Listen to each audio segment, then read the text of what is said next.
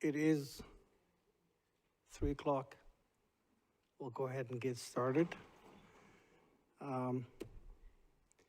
Let me start by saying good afternoon and welcome to the Mojave County FY25 budget kickoff meeting.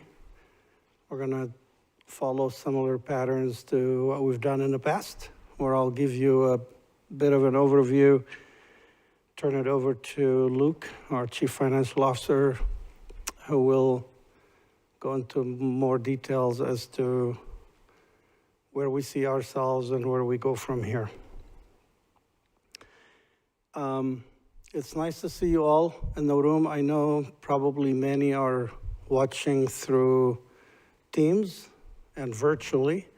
So to those participating virtually, I welcome you as well. When I conclude my remarks, which I expect them to be brief, I'll be happy to take any questions you may have. I do intend to stick around through Luke's presentation, and then if there are any additional questions, we'll take them at that time as well. Click on your mic on the top.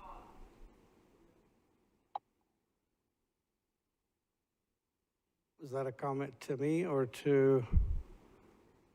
Can you hear me okay? Virtually and in the room? Okay, so, I will start with, as we approach the FY25 budget, we approach it with certain realities. To say the least, FY24 has been difficult and challenging. I'm sure I'm not telling you anything you don't know. I would say a thick cloud of the deficit hanging over us, multiple budget-related special board meetings to deal with it, the hiring freeze that we have on the general fund, and the out-of-county travel ban has been some of the reasons that I say it's been difficult and challenging. Yet, through it all, we do remain productive and efficient. And so before I delve into the looking forward to FY25, I wanted to reflect a little bit on FY24 and where we're at, just so we put things in perspective. And as I say, looking forward to FY25, I can't help but remember, as if it was yesterday, the experience of 1999 and Y2K, and time flies. It probably tells you a little bit about how long I've been around, but it's also interesting that we're talking about 2025.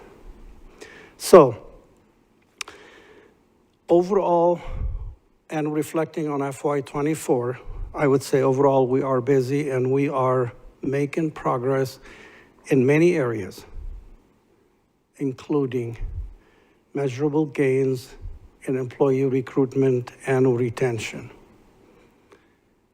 Some data that I track with the help of HR and the courts provided the snapshot that I want to discuss with you, which is in the last 3 months, we've experienced an average vacancies of 90. That is about 70 in the general admin area and about 20 in the courts. 90 is less than the 135 that we experienced about a year and a half ago at the peak of our vacancies. And while it's lower than 135, it's still a lot. It has an impact, and it tells me we must continue on this journey to chip it down and bring it to where it's more desirable and manageable. Despite these challenges that I listed with the deficit and the hiring freeze and the ongoing higher than desired vacancies, we really have been productive. We have achieved quite a bit. And I deliberately wanted to start with just a list of those things to kind of put things in perspective so we don't, sometimes we get into the gloom and doom and we forget the good stuff. Well, the good stuff is, in my humble opinion, to achieve what I'm going to give you a sample of, in such condition that I just started with, it does really require dedication, requires commitment, requires hard work, requires team effort, requires a can-do attitude. And I sincerely believe that that is indeed what each and every one of us, each and every one of you bring to work every day. And with that, a most sincere thank you to you all and to your staff who may be watching virtually or not watching. But it can't be done without you and without that dedication and effort. So just more than a couple. The list is long and it could be a lot longer, but bear with me. We continue to grow population-wise, and we are keeping up with the service demands associated with that growth. Building permits are holding strong. And for those of you that are involved with the American Rescue Plan Act, or ARPA, Mojave County received over $41 million. Started in 2021 and half of it in 2022. 70% of that $41 million has been programmed, and the rest will be programmed by the end of this coming year, 2024. To put things in perspective, that is more than a couple of years of capital improvement programs combined, so that's a lot of money. And we made a decision to administer it in-house because we thought we could be more efficient that way, and will enable us to put more of the money to the intended purpose and cause, as opposed to hiring consultants and getting some help. That has been a Herculean effort. Those of you that are involved know what I'm talking about, and those that are not involved directly, ask someone who is, or take my word for it. It has been a lot, but it's worth the effort. We continue to assess over 250,000 parcels, and we continue to mail tax bills out on time and collect those revenues that are so essential to our ability to sustain services. We are receiving opioid settlement funds, like many other counties in the state and other states in the nation. This is as a result of the lawsuit and opioid settlements. We recommended to the board to award the first batch of grants that was worth $600,000. And this is only the first year of many years where we will be receiving those funds and allocating them for the intended purpose. We, on the project fronts, we have pursued and received state treasury funds for water aquifer recharge. And that was about $3.5 million, 3.4 to be specific or exact. Additionally, on the Water Infrastructure Financing Act, we also pursued a grant and received an additional $3 million for aquifer recharge. That's for the Walpi aquifer that those of you that live in Kingman or around will relate to. We have pursued, received, and we are advancing federal funded projects. Bank Street being one by the high school, and the other is the Grace Neal Parkway. Bank was $1 million, Grace Neal is $1.25 million, and those are moving forward as well. We have strong economic development with more and more companies pursuing and relocating to Mojave County. The latest being just this week on Monday in the I-40 industrial corridor. We even have a new planned community altogether in the northern part of the county along US 93 near White Hills. And I can't help but reflect on the fact that I'm told, I wasn't here then, not sure I was born then, when Lake Havasu started, it was a vision, and look what it is today. It's the most populated city in the county. I'm told this envisioned community that will be called or is called Entrada could have similar potentials. We have assisted and been instrumental in acquiring 2 new sheriff substations. Those have been purchased and are well underway to be fully operational this coming summer. One in Lake Havasu, one in Mojave Valley. I was told by a very reliable source, the name is Kip Anderson, that we've completed over 100 trials to date here in Mojave County. That is more than any other county our size by a whole bunch. And, I thought about it. I asked some questions just to understand what that means. And that is only possible by the dedication and commitment by those involved, and that would be the courts, prosecution, and the defense team and their staff. And to them, I owe it tons of gratitude.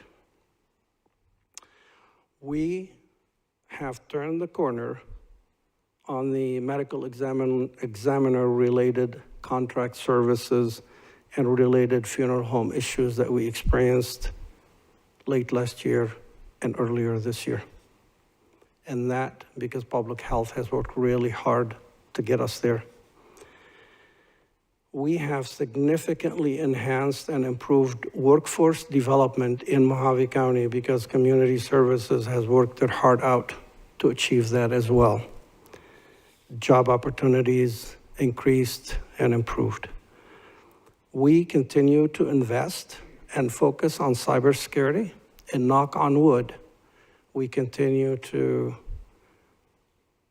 be safe, and that is due to the tremendous effort of our IT department and IT staff.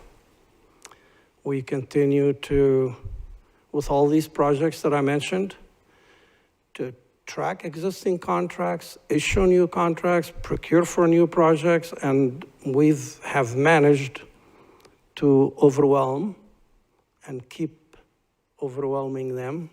That is our large procurement department that is made of 6 people when they're fully staffed. They have not been there for a while, but they continue to do what we ask them to do.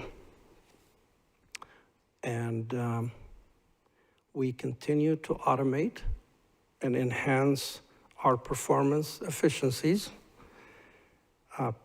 We're doing it in development services with permitting process, and it's a major undertaking. We're all looking forward. It is currently in beta testing, and we're all looking forward to that going live.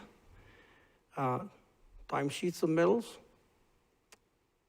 a About half of our employees are now submitting timesheets electronically, and we look forward to getting the rest online. And procurement software to automate that process, and that is going to be started in here very shortly, like this month or next. So, and the latest thing that we did, and I think we did fairly successfully, was the remote participation in our board meetings. I think we had our first experience, and that went well. Look forward to building on that. I do miss seeing people, department heads here, but it is what it is. So I really wanted to do that, and I'm going to stop here. There's more and more we can go on, but just to, as we look ahead and talk about a continuation of these challenges and difficulties, just that the skies is not falling. We are doing the best with what we have, and you are doing the best, and we keep asking you to do more with what you have, and you keep doing it. I don't know how, but you do. And we all are, the board and myself and department heads that you work with and for, are very grateful for all you do. So, looking ahead, looking forward to FY25, certain realities here too to be mindful of. One is we will present the board a balanced budget proposal. Given the current financial conditions and the special board budget meetings that we had and the related outcome of those meetings, the path to a balanced budget is going to be a narrow one. Implying won't be an easy one either, but we will get there. Key factors that are considered and integrated into this outlook, and you're going to hear more from Luke on what you're going to hear from me next. On the national level, there remains a high degree of uncertainty in the U.S. economy. We do our best to track and understand and inform ourselves, and that is primarily related to the inflation that has been there and the economic weakness that may lie ahead.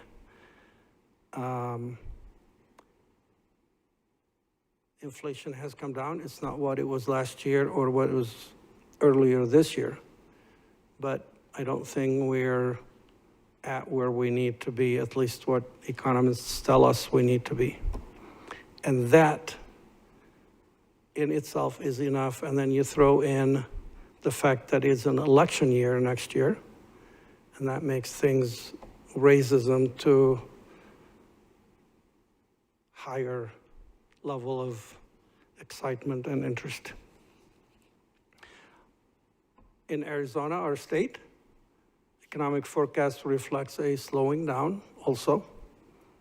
No one is believing we would be in the red, but the slowing down is likely to result in minimal surplus, unlike what we experienced in FY24, where the state had a couple of $2 billion to work with as a one-time expenditure. For us here in Mojave County, we have more certainty about our economic forecast. That certainty is what we know. It's the status quo of what we're dealing with, what we have been dealing with this year, which is we continue to anticipate a gap between expenses and revenues. We call that deficit. Don't know what the size of it will be, but we're hoping that some of the austerity measures that are in place now will, along with other conservative measures that we built into the FY24 budget, will help us out in getting to a balanced budget for FY25. So inflation remains, though to a lesser degree than the current year. And given these conditions, our goal and our intent is to manage those expenses within available resources. Basically, balance recurring expenses with recurring revenues. With that in mind, our and my top priority is to preserve the progress made with compensation, performance-based compensation, as well as recruitment and retention. And to achieve that outcome and sustain it, and sustain that priority, here's what we're going to do. We will hold the line firmly on full-time position growth, which means no new FTEs and no new initiatives. Now, some of you may be saying, well, wait a minute, we've waited or we have critical needs. I recognize that. And if critical needs do exist, we will try our best to defer it. And if deferral is not an option, and the need can be clearly justified, then we will place it in a special side bucket, for lack of better terms, and rank it and consider it accordingly toward the end of the process, and only if necessary resources are available to pay for it. So I don't want to just say no FTEs and no new initiative and stop there, but I do want you to know that that is the intent, and it's going to be really hard to fund those unless absolutely necessary. For facilities and system preservation that are funded through general fund, the focus will be on the most critical and highest need, and that would be safety and health. Wants and wishes will be deferred. For capital projects funded through the general fund, we will focus on completing projects that are currently underway or already authorized and cleared by the board to advance. And primarily, we have two of those. One is the animal shelter, which is currently under construction, slated to complete next spring. And the other is the Law and Justice Center Phase 2, which will be out on the street either this week or next week. May already be out on the street. The intent is to receive bids and hope they come in at or below the engineer's estimate.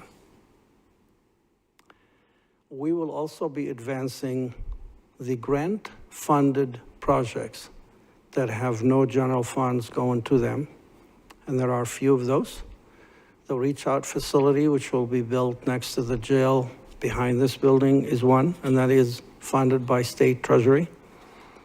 The other is the two sheriff substations, one in Lake Havasu and one in Bullhead, and those also received funds from the state treasury to move forward. When you look at our capital improvement program that we've carried over the years, That leaves two projects. One is the Legal Services Center, and we have every intention of evaluating and looking for any path, any opportunity that we can to move that project forward. That is our goal, and that's what we will try to do.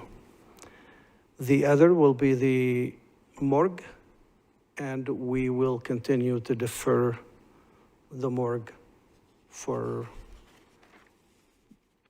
the future and definite time as of today. We will evaluate the success of the PTO buyback policy that is currently being carried forward, and we will seek to fund it in FY25 again. Additionally, we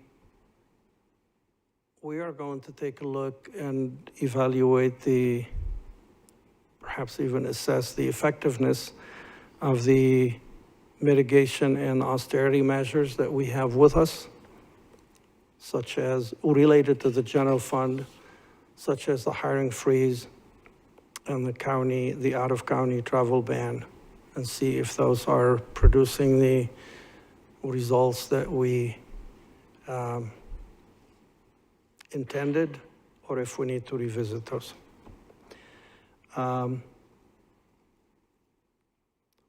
Along those lines, we are going to, as you heard, we have of the ARPA funds, the $41 million, we have 70% programmed, we have 30% to go. The deadline is December of next year, about this time of year, next year in 24, and we will be working with the Board of Supervisors and their district staff to program the remainder of those funds by the deadline. We will do, as we do every year, monitor and track the governor and legislative proposals, because it just seems like we don't know what is going to come out of the legislative session, and we want to make sure we're not getting any additional unfunded mandates and mandated services shifted to the counties and counties general fund. I would say last but not least, we have been and will continue to monitor the medical claims and to preserve the financial health of the Employee Benefit Trust Fund. And in doing so, to ensure that we minimize any premium increases and related burdens to employees. I could go on, but I'm going to stop. I've taken too much time as it is. I told Luke I'd be brief. I don't know what brief is, I guess. These are really my thoughts and my remarks. I understand that there's two sides to each coin, and we've had a lot of good things happening, and we have challenges and difficulties. I hope we see both sides, not just one, the challenges and difficulties. Keep the spirit up. We'll get through it.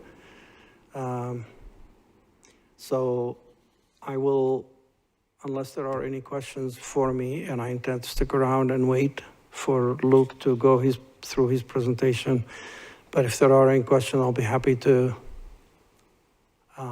take a shot at answering them, or we can wait and do so at the end when Luke is done. So I'll pause for just half a minute.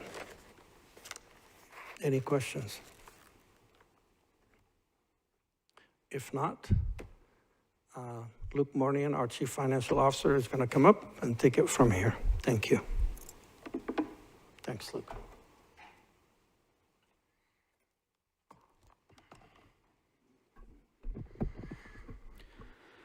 Thank you, Sam. Good afternoon again to everybody here in the room, as well as those joining us online.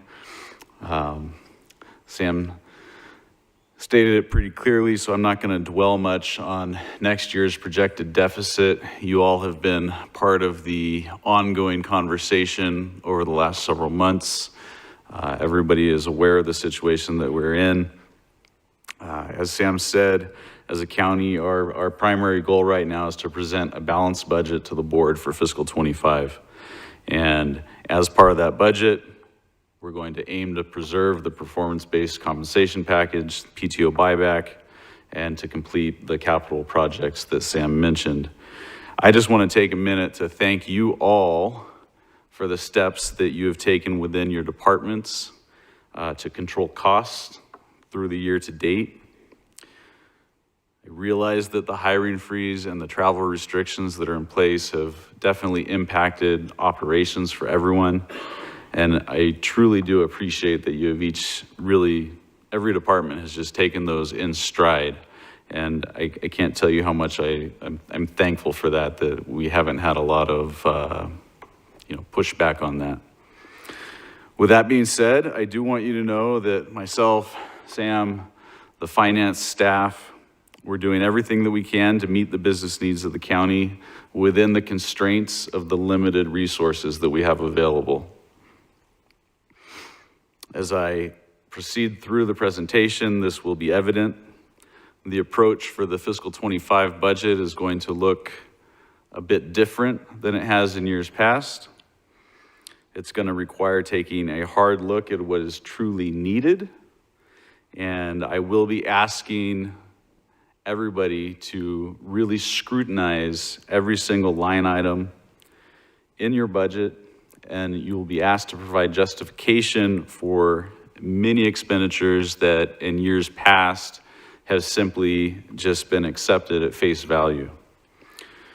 Our road to a balanced budget will require sacrifices, it will require difficult decisions, but I am optimistic that collectively we will be able to get there. We will get the job done.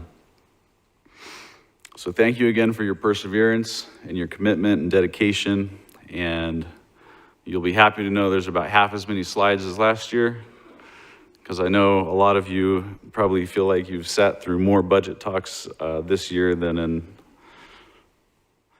the rest of your careers for some of you.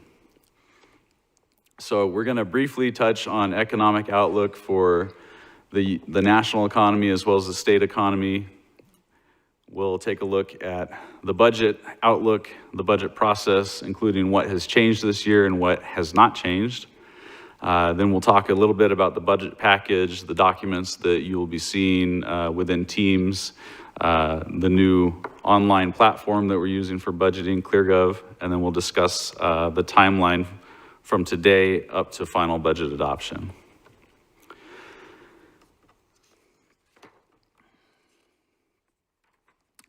I do want to say, for those of you that weren't aware of it, the meeting is being recorded. A link to the recording will be made available to staff within the Teams budget folder. The slides from this presentation will be there as well. And if you find that you need access and you don't have it, you can contact our budget staff.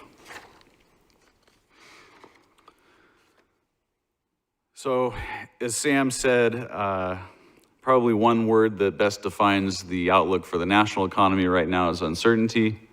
There's kind of mixed signals depending on who you talk to.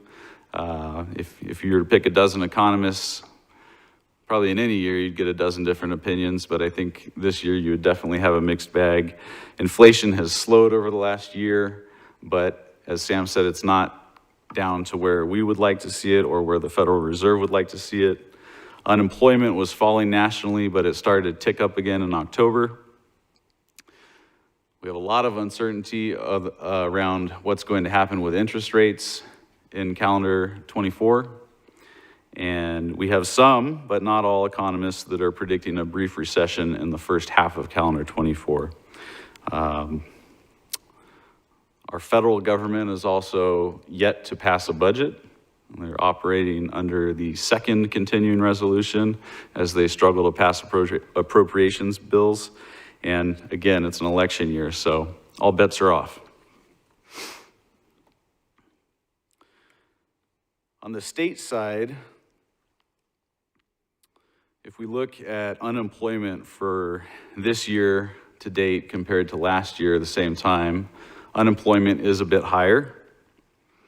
And in Arizona, it is also a little bit higher than the national average, which is 3.9%. Our sales tax growth is significantly different than last year for the state. It has been slowing. It has slowed through the end of Q1 this fiscal year. It picked up again a little bit in October, but it is still significantly less than a year ago. It was growing at a rate of about 10% year over year in October of last year, and it's grown a little bit less than 3% year over year this year. So it's a pretty big decrease. It's still growing a lot slower. And the state general fund revenues year to date are down 9% versus 2022 and a little over 300 million below the forecasted budget. And so what we're hearing from the County Supervisors Association is that they are predicting a high likelihood of substantial forecast revisions through the remainder of this fiscal year. So we will be watching that very carefully. The state shared sales tax revenue is a big part of the county's revenue, and we will wait to see what happens with that. This is just a chart from JLBC. This is a revenue forecast that they put together in October.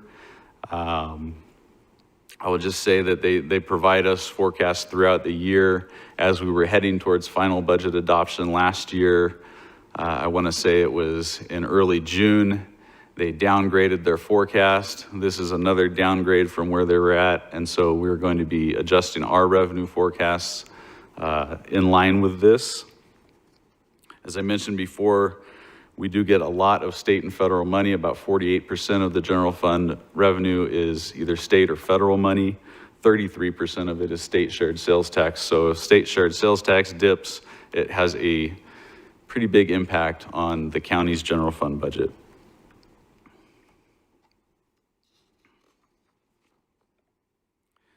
We know there's a projected deficit next year. And so our expectations as we head into crafting the budget, one, countywide excise tax that we have talked about a lot is not an option. We are not anticipating any sort of increase to the primary property tax levy rate, but thankfully we are still projecting continued growth in property tax revenues as the assessor's valuations lag behind the real estate market. But we are predicting continued slowing growth in state shared revenues. And so with that in mind and knowing what the county's financial situation is, it really does demand a change in how we are going to budget for personnel and for other expenses.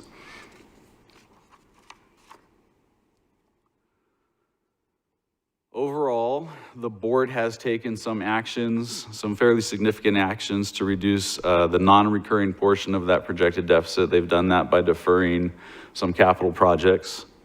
We also have the out-of-county travel ban and a hiring freeze in place. As Sam said, we will be evaluating that. But the simple fact is the county has to reduce its recurring expenses if we are going to achieve a balanced budget for next year.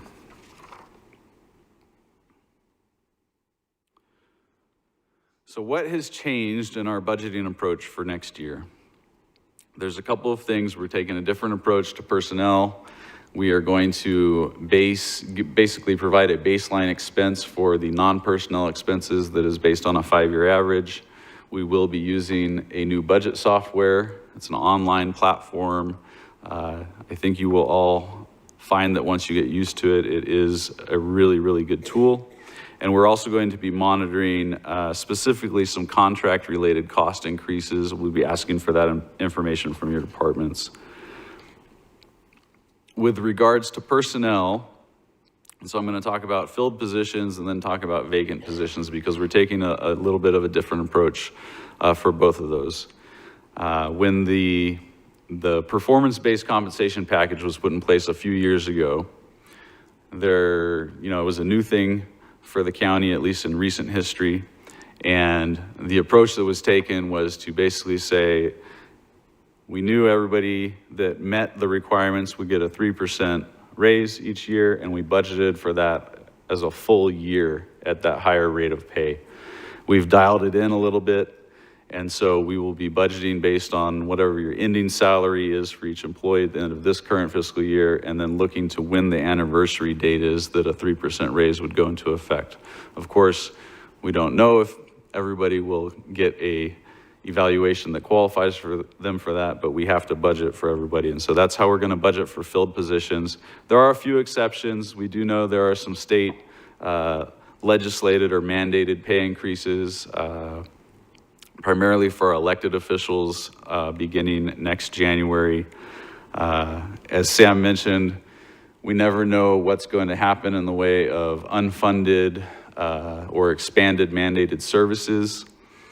And we will also be asking departments to really dial in when you're budgeting for personnel, if you have planned underfills or planned promotions, planned achievement of professional certifications for those employees who are in one of those career advancement series. Really take a good hard look at that and get your personnel budgets dialed in as much as possible.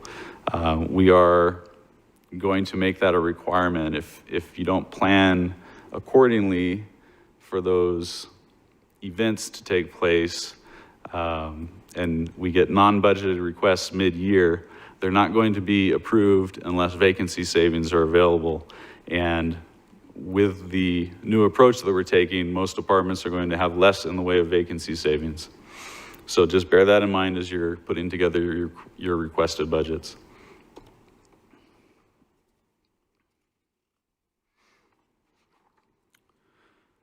For vacant positions, we are going to budget these for the non-exempt employees. We'll budget them at step 4.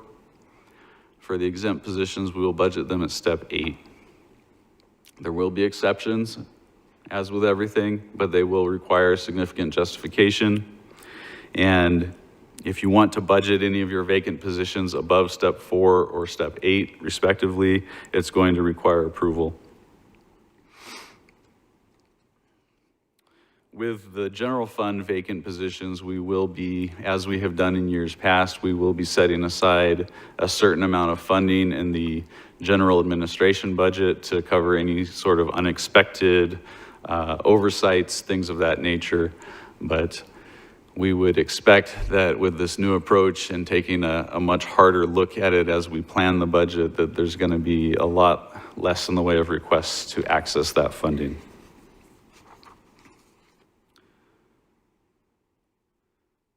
And so for the non-personnel related operating expenses, as I said, we're going to take a little bit different tack again. In years past, said, what was last year's expense?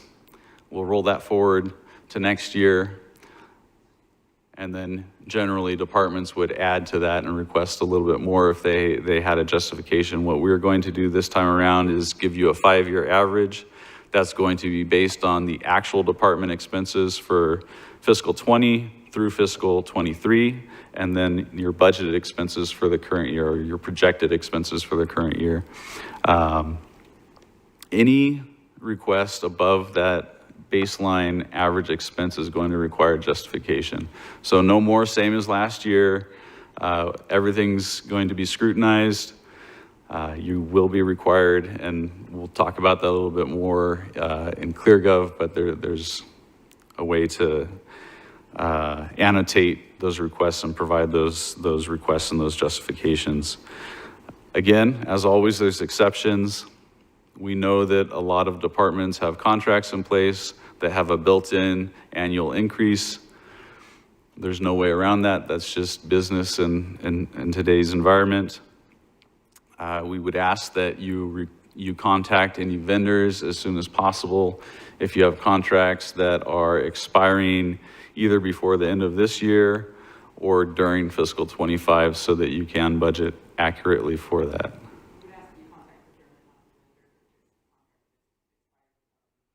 For those of you online that may not have heard that, our procurement director asked that you do not contact the vendor. If it's an expiring contract. If it's an expiring contract, contact your procurement officer rather than the vendor. Thank you, Tara.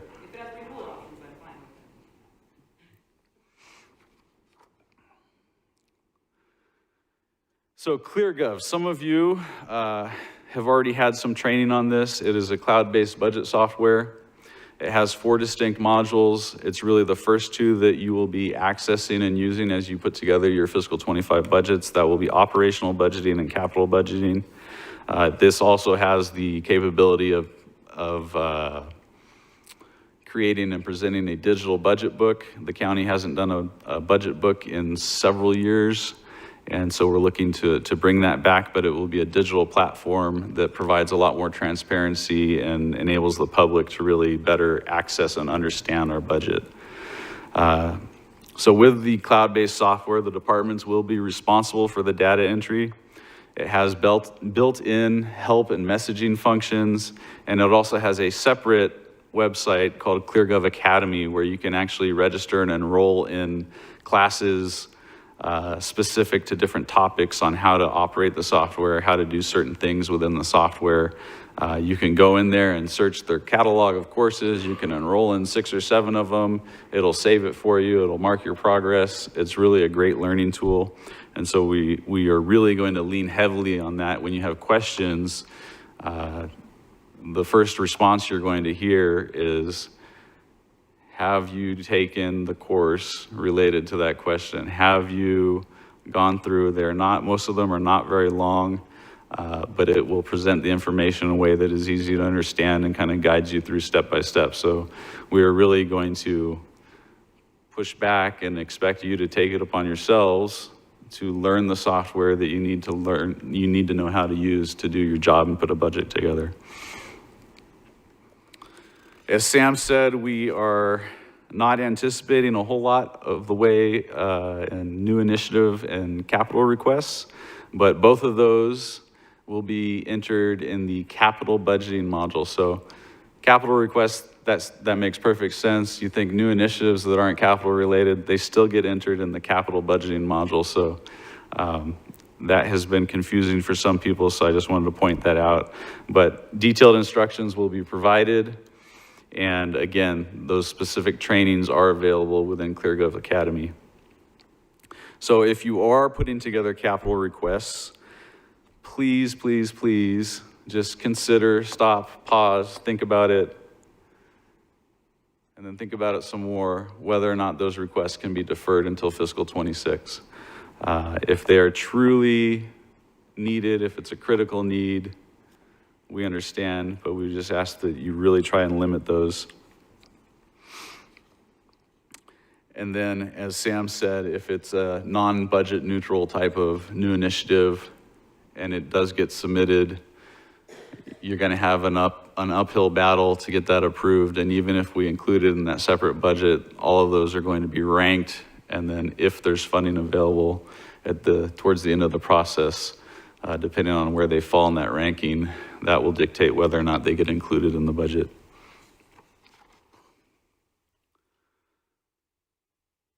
The last new item is just the contract-related cost increases. We found ourselves a bit short last year in being able to quantify the impact that contracts are having on the budget deficit and just the overall expense. And so we're going to provide a very simple template to each department and just ask that you populate that with any contracts that your department has, especially contracts that either have a built-in annual increase or contracts that have renewed recently or up for renewal recently where you know there's going to be an increase. We would like to be able to aggregate that across the entire general fund and across the entire county and be able to say, in fiscal 25, contracts equal this discrete number of an increase to the budget. It's very important information to be able to convey to our board as well. And if you have ready, if historical comparison more than just the current year and next year data is available and you can populate that in there as well, we will take as much data as you can provide.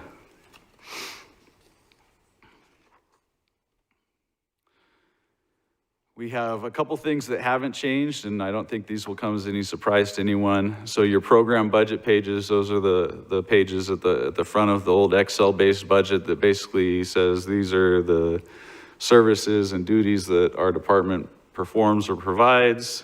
These are the statutes that govern them.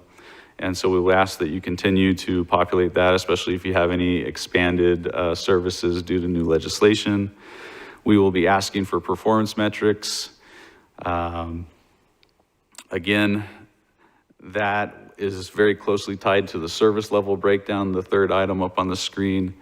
You'll recall last year the board said we want new metrics, we want new ways to monitor the level of mandated services, essential services, discretionary services that the county is providing.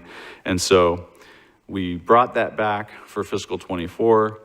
Now we have that baseline, and so we're just going to ask that you continue to provide that data, monitor that data, and quantify that data. All of these items, the program budget pages, the performance metrics, and the service level breakdowns, you will be provided templates within your team's budget folders for your departments. And so, again, there's loads of information that will be available, and we'll provide you with instructions on how to find that information. And speaking of teams, you'll be accessing two different folders within Teams. There's a fiscal year budget general folder. Inside that, you're going to find the overall budget instructions for fiscal 25. One of the first things that's discussed in that instruction packet is how to enable the channel notifications within Teams. If you're involved with putting together your department's budget, that channel within that general folder enables you to comment and to discuss things with finance budget staff. Those discussions are visible to everybody that has access to that folder. But if you're asking questions in there and you don't have notifications enabled, there's a good chance you're going to miss the response if it comes more than a few seconds after you put your question in. There's also guides in there for ClearGov, and there are links to training videos and presentations, including today's meeting, including the slide deck from today. And so very good, just general information in there as you go about the budget. There will also be department-specific folders in there. And within those, there's some historical data, but there will also be a fiscal 25 folder that has your last year's final budget, an updated salary projection sheet, internal services information that you need to fill into your budgets, and then those performance measures and contracts templates that I mentioned before. When it comes to the salary projection sheets, with the new approach that we're taking, one thing that we found is that there's been more than a few instances where anniversary dates that were included in a number of different places may or may not have been correct. And so we've had some corrections as the year has progressed that needed to be made. And a lot of that is due to just a lot of the reclassifications that have occurred over the last several years, as well as the on-step placement that occurred two years ago, as well as some that occurred this past year. So please, as you access that salary projection worksheet, that's an Excel file, there's going to be a column with the anniversary dates, and we just ask that you go through there and verify and update those if needed. When you update the anniversary date, it's going to update the overall personnel figures that you will enter into ClearGov. So before you start entering any personnel or benefits related information in ClearGov, you need to go through that salary projection sheet and update that.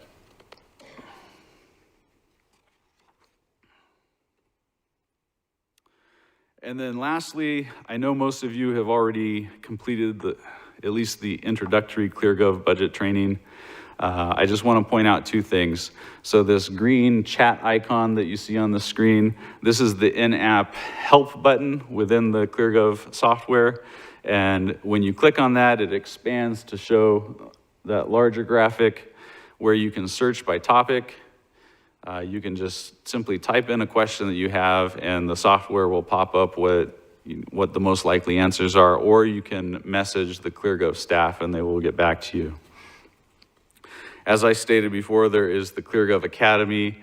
That is a more in-depth discussion. Generally, if you go through there and enroll in one of the courses and go through that, it's going to be a little bit more in-depth in the way of explanation and training for you. And we really would hope that you will utilize both of those. They are great resources. It's your best resource if you have questions about the budget software. That's going to be your quickest way to get up to speed and get a firm grasp on how to use the software.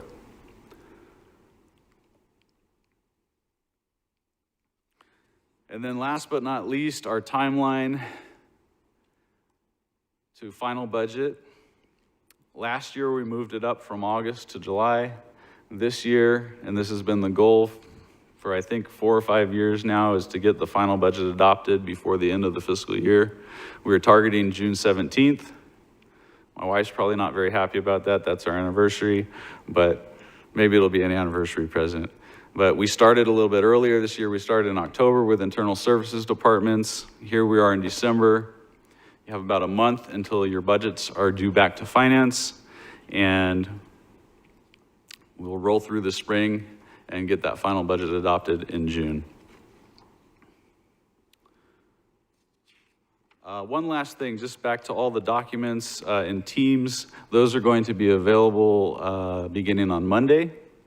So if you want to get a head start between now and Monday, if you're just chomping at the bit, I would recommend, if you haven't already completed the courses in ClearGov that were assigned to all the budget staff, go ahead and take some time to go through those courses. Another thing that tends to take quite a bit of time is budgeting for revenue and projecting revenue. So if you have revenue you need to dial in for your department, that would be a good place to start over the next couple of days. But all those documents, as well as your access to ClearGov and your ability to begin inputting data, will be provided on Monday. And that is about it. I think everybody knows Sonia and Judy. Dawn joined our staff earlier this year. She's joined the budget team, so you have 3 very, very good resources there to use. But again, please use the ClearGov help options if it is a software related question that you have. That is going to be your best resource.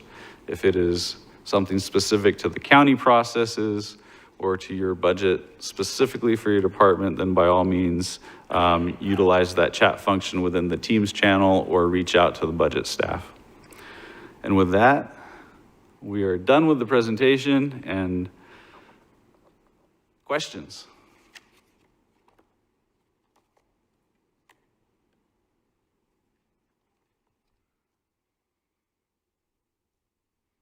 You want to say anything else, Sam? No, I just wonder if the children are asleep. You all awake? No question.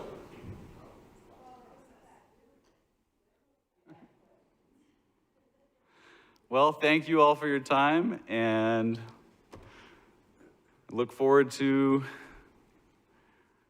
the next couple of months. We'll get there.